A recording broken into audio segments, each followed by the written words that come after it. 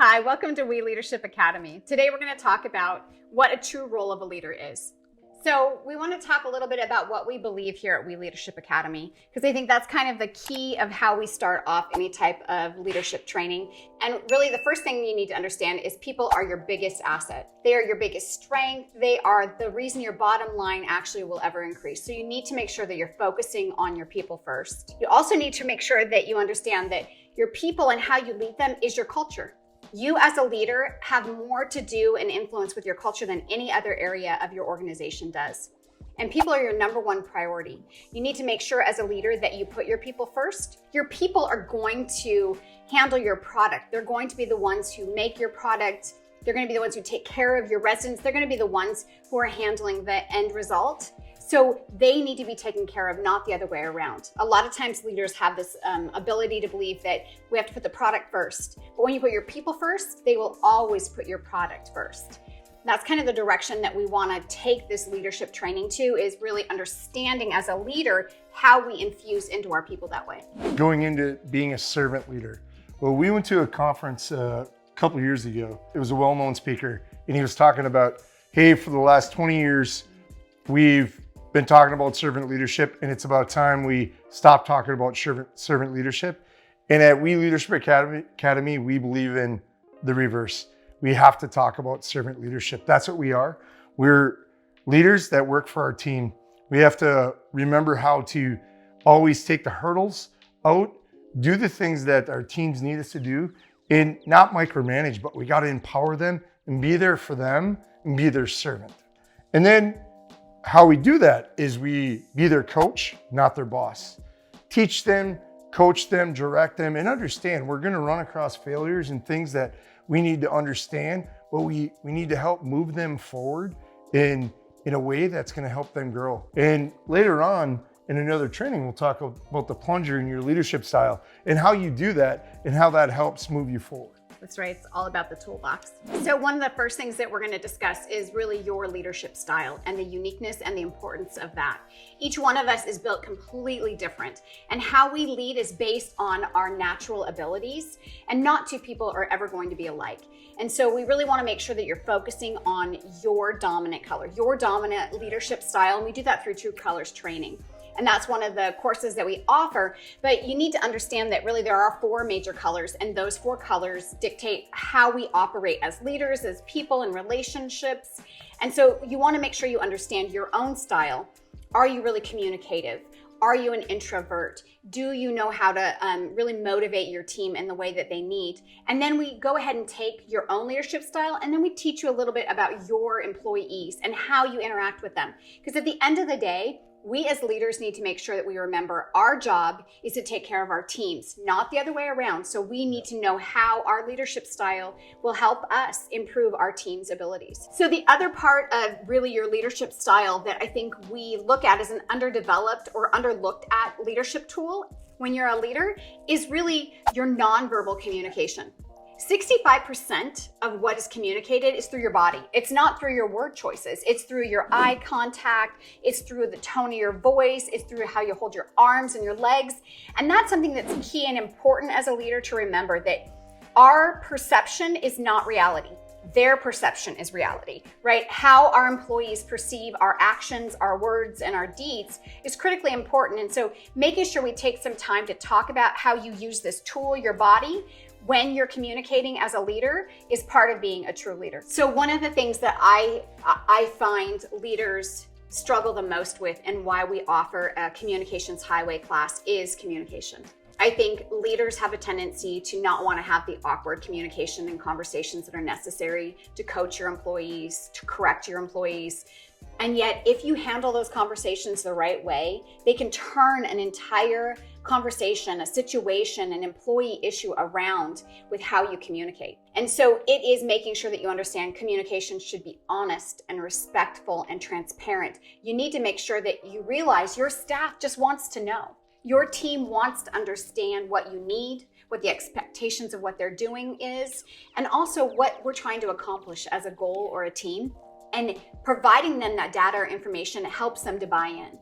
It's the idea of, and we all, including myself, struggle with this, is listening and not talking. right? So I know I have this trait naturally. I want to tell you how we can fix it or bring my solutions to the table. And sometimes it's about sitting there and asking the question. It's asking, so please explain to me. Tell me how we can get to this bottom line. It's about stopping, asking the question, and then listening and letting the team give you their input.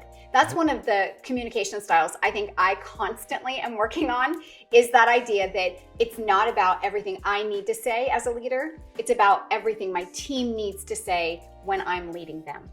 Yeah, and it's interesting, right? When we say communicator, right away we think we need to be the one talking, but it's really opposite, right? It's the listening. It's really communication coming from them more than coming from us. That's a good way to look at it. I didn't think of it that way. You're right.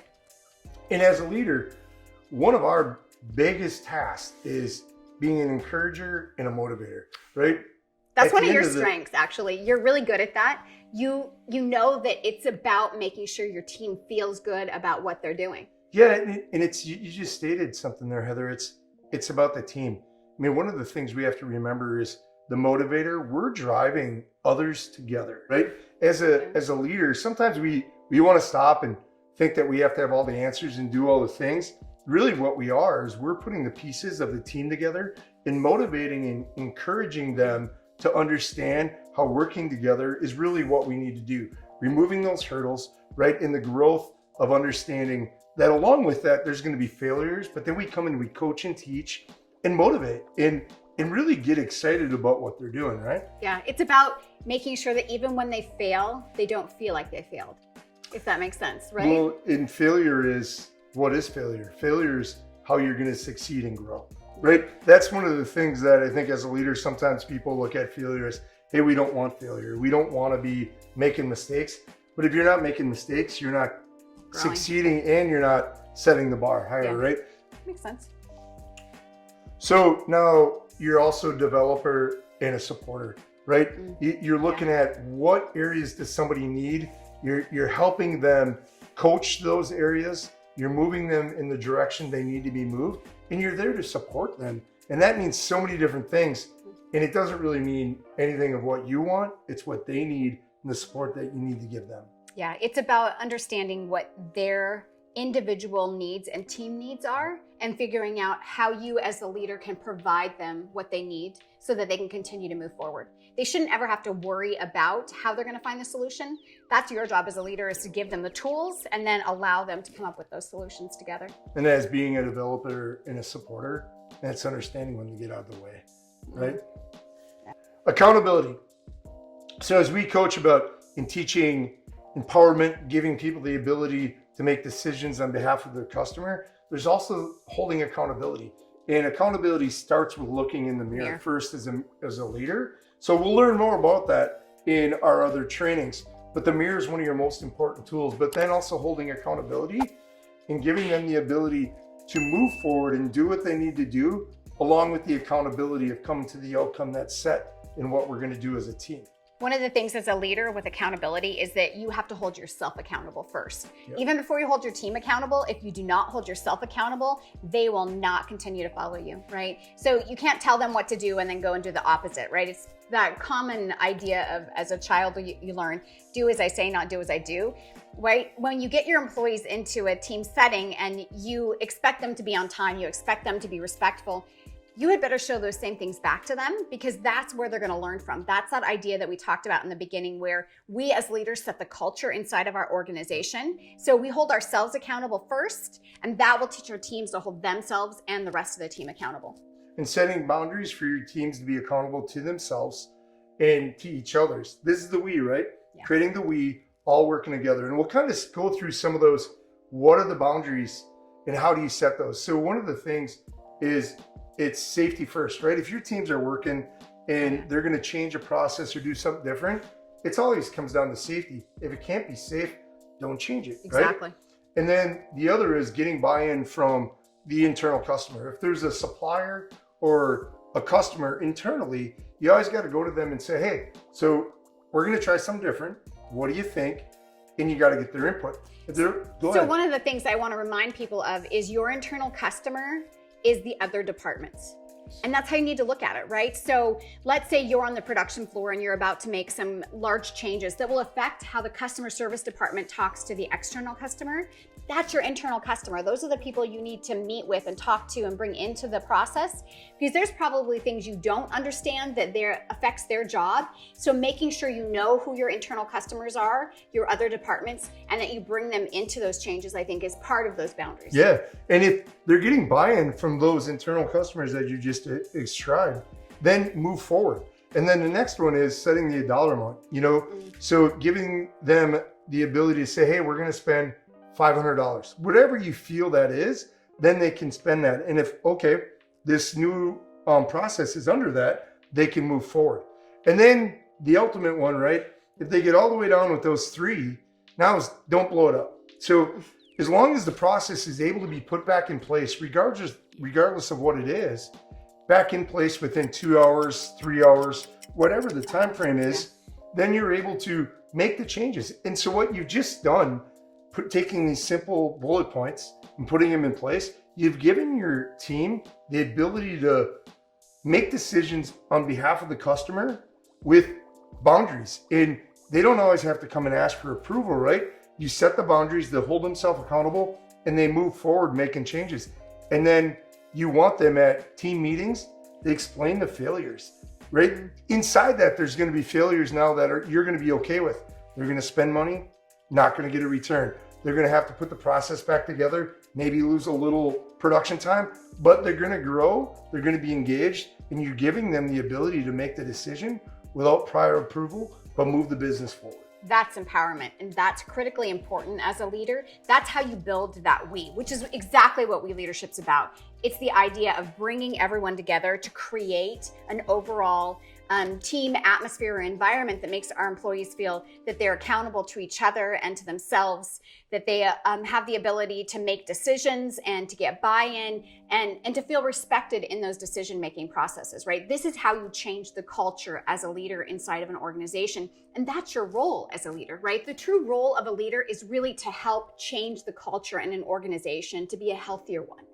A place where employees feel like they have an opportunity to grow and advance and to be comfortable and good with what's going on, right? It's about growth. There's the companies, that's absolutely important, right?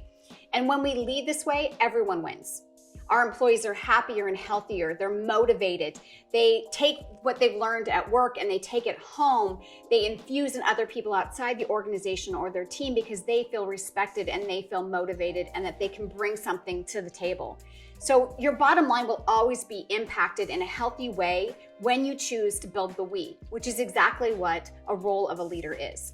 And one thing is, whatever your culture is, you have to remember as a leader, you own that culture. Absolutely. You've created the culture and whatever it is, and you'll learn more about that in other trainings, but the culture is, you're part of that. So whatever it is, you've been there making that culture happen, good or bad. Yeah, and you have the ability to change it, right? By taking on what we've just talked about, being a servant leader, understanding your leadership style, encouraging and motivating your team, growing them, allowing them to make failures, developing them. Those are the things that you as a leader can do to change that culture inside of an organization. No matter what organization it is, with the right tools, you have an ability to help lead your team to make those changes. So we just want to say thank you so much for joining us today at We Leadership Academy to talk about the true role of a leader. There is more about true role of a leader and body language and empowerment courses and learning your own leadership style. All of those can be found in the courses on WeLeadershipAcademy.com. So please take the time to go there, look at the courses that we offer, and dive into just investing in yourself to become a better leader so that you can develop your teams and change the culture and in the organizations that you work in. Because we truly do believe at We Leadership Academy that people come first. And look forward to us sending you more table talks and updates as we go through the weeks. Absolutely. Thank you for joining us.